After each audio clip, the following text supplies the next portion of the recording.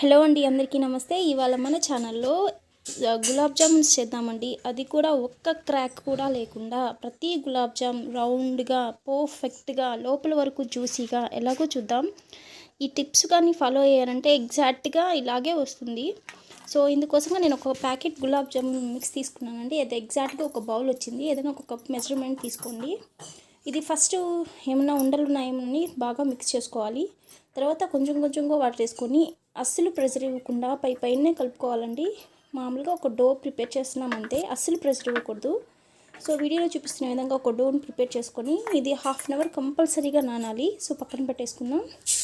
Half an hour తర్వాత నేను sugar syrup చేస్తున్నానండి. మనం ఏ కప్ అయితే తీసుకున్నామో ఆ కప్పుతోటే 1 కప్ షుగర్ తీసుకోవాలి. లేదు మీకు నేను చేసే గులాబ్ జామున్ మైల్డ్గా ఉంది స్వీట్ అనేది, లేదు మాకు ఇంకా ఎక్కువ కావాలంటే 1.5 కప్ వరకు తీసుకోవచ్చు.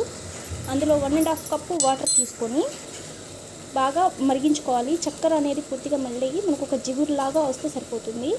సో ఈ స్టేజ్లో నేను కొంచెం పట్టిక బెల్లం యూస్ చేశానంటే ఉంటే వేసుకోండి, లేదు అంటే స్కిప్ చేసేయచ్చు.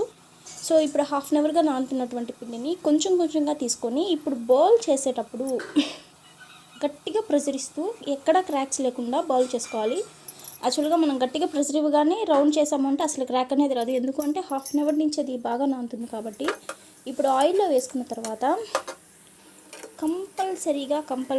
కంపల్సరీ మీడియం ఫ్లేమ్లోనే ఫ్రై అవ్వాలి. సో మీడియం ఫ్లేమ్లోనే మంచి గోల్డెన్ కలర్ వచ్చేంత వరకు చూడాలి.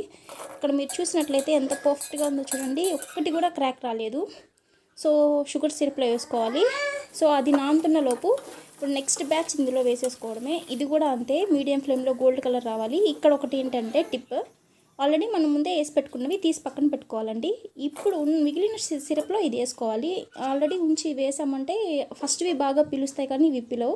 సో అవి తీసి పెట్టుకొని తర్వాత ఇవి వేసుకోవాలి, దానిపైన అవి వేసుకోవాలి. చూసారా, హాఫ్ అన్ అవర్ వదిలేసి పక్కన తీసుకున్నామంటే ఎంత సాఫ్ట్గా, ఎంత జ్యూసీగా, ఎంత పర్ఫెక్ట్గా వచ్చాయో. అసలు ఒక క్రాక్ కూడా రాదండి. నచ్చితే సబ్స్క్రైబ్ చేయండి, షేర్ చేయండి, లైక్ చేయండి. Thank you so much.